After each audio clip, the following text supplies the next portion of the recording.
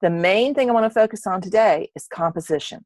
Composition will ratchet up your paintings in a way that almost nothing else will. So to focus in on composition, in particular on cropping, I have five suggestions for you today. So the first one is to move the focal point out of the center. The center is where our eye defaults to, and it is the place where frequently the viewer's eye never wanders out from. So you want the viewer to move around the whole picture plane. So get the focal point out of the center. Doesn't mean all centralized compositions are bad. There are thousands of them from the Renaissance, for example, that are wonderful. But doing a really good, strong, dynamic, centralized composition is really hard. Don't try to do that at the very beginning. Second suggestion is to align the horizon line off of that center line. Get it out of the vertical center. Make it go either up or down. And one way to really push those first two things is my third suggestion, which is to utilize the rule of thirds. And I'm going to show you all that in just a minute. The fourth thing is to zoom in tight on your subject to eliminate dead space and extraneous details. Get close in, really close, closer than you think you need to be. Fifth thing is to use some leading lines. That's line direction, not necessarily physical lines, but implied lines, to pull the viewer in and draw them through the composition. Diagonal lines are great for that, and they create a lot of dynamic movement, but they could be curvilinear as well. Horizontal lines tend to be more static, so you probably want to move to more diagonal or curvilinear lines to pull and direct the viewer through the composition. In other words, crop until it hurts. Use cropping to really tighten up and focus those compositions. So right now I'm going to share my screen and show you how that would work on one of those photos that I've selected. So this one, the horizon line is down lower already, but it's still a little close to the middle. And if you think about where the focal point is in this picture, right now it's in about 3 different places, and I want to concentrate it on the clouds. Remember I said I was painting, I'm going to focus on the clouds. So to concentrate it, and let me give myself a new layer here so that I can draw on top of the photograph. So to concentrate that focal point on one spot, and the main focal point is going to be this cloud right here, in particular, that highlight. So to really make that the strongest focal point, I need to make this wave a lot less important, probably leave it out. And I need to move the land down a little bit so it's not as strong. So what I'm going to do is I am going to make sure first that that focal point's out of the center. And one way to do that is to draw a line.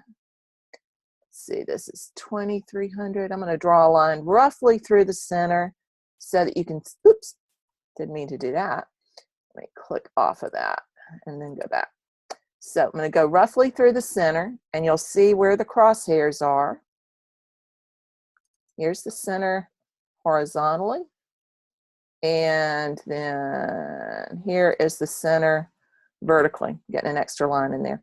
So I want the focal point to not be right here in that middle, because that will create a boring composition. So I want it to be over a bit, and either to the left or to the right, top or bottom, but not smack dab in the center. So to do that, I am going to crop it a little bit first to move things over a little bit and get that right-hand side cropped off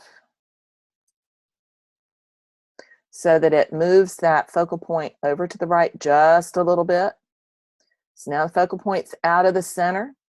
And let's remember what that second suggestion was. It was to Make sure the horizon line is above or below the vertical center. Then the third one was to use that rule of thirds.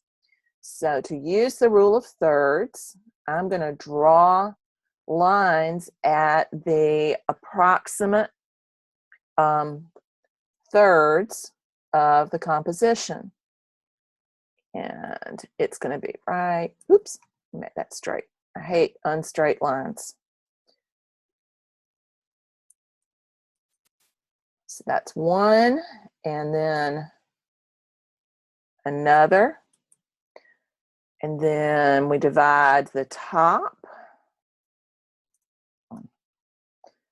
Click again. Photoshop is being a pain. And one last line where we divide this other side up.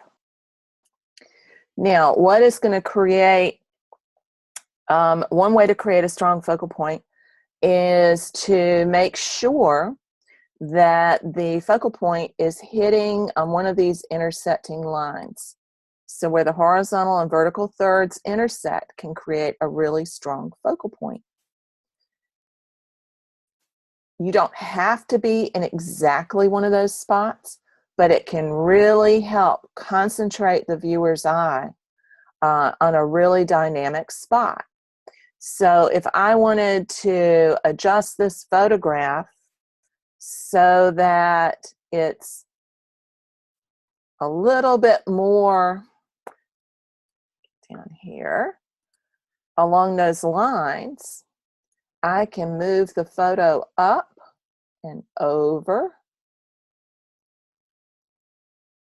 so that that cloud is hitting right on that third.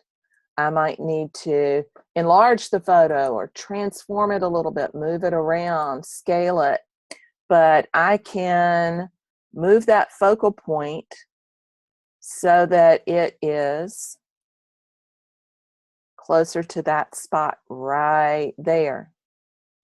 So I can add some more visually over to the right-hand side so that it moves the viewer more close to one of those intersecting points. You don't have to be tied to what's in the photograph. You can imagine what would be over here. So even if you don't have any room over there, you can still crop in that spot. You can still move it over. So that's one solution. Let me get that back into its other position. Then our fourth suggestion was to zoom in on the subject and eliminate extraneous detail or dead space. And then the fifth one was to use those leading lines. So let's zoom in some. And let me get rid of those thirds there. So let's zoom in and see what happens when we crop that even more. I'm going to get rid of all the pencil lines there. So I could zoom in and make this composition even tighter. I don't necessarily need everything that's on that right-hand side. So if I want to, whoops, if I want to focus on the clouds, I can get rid of some of that water. I might like that water, but it's not necessarily important to the composition. So I can blow that photograph up and zoom in and really begin to dial the composition in tighter on clouds rather than water. So as soon as I do that, it becomes much more obvious to the viewer what my real concern is here, which is the clouds, not very much the waves in the water. And I begin to direct the viewer's eye more tightly around that composition. So then these cloud forms become much, much, much more important.